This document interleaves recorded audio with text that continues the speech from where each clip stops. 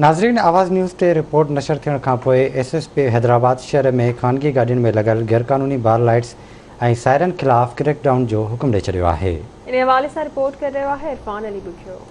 Light उतार दें आप, light private गाड़ी है, प्राइवेट गाड़ी का पर अलाउ नहीं है। मैं बिल्कुल आपको चलान दूंगा इसका, आप जाके शो करा दीजिएगा।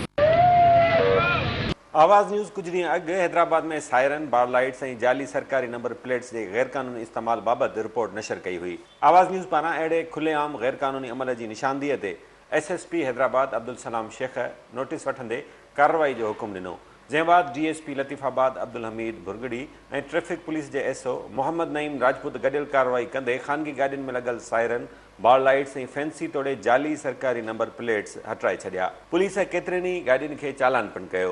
ये प्राइवेट गाड़ी के ऊपर क्यों नंबर प्लेट लगी है, लाल बत्ती लगाई हुई है?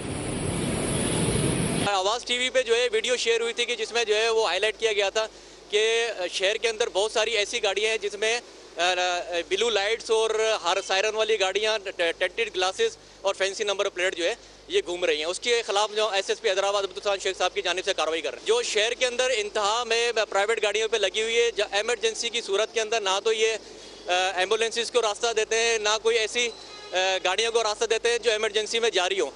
ज़रियनि मूजिबि आवाज़ न्यूज़ पारां हिन अहम मसइले जी निशानदीअ बाद इम्कान आहे त हैदराबाद वांगुरु ॿियनि शहरनि में पिणु जल्द कार्रवायूं साम्हूं ईंदियूं।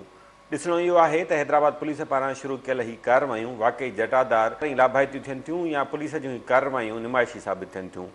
कैमरामैन यासिर कुरैशी सां गॾु इरफान अली बुगियो, आवाज़ न्यूज़ हैदराबाद।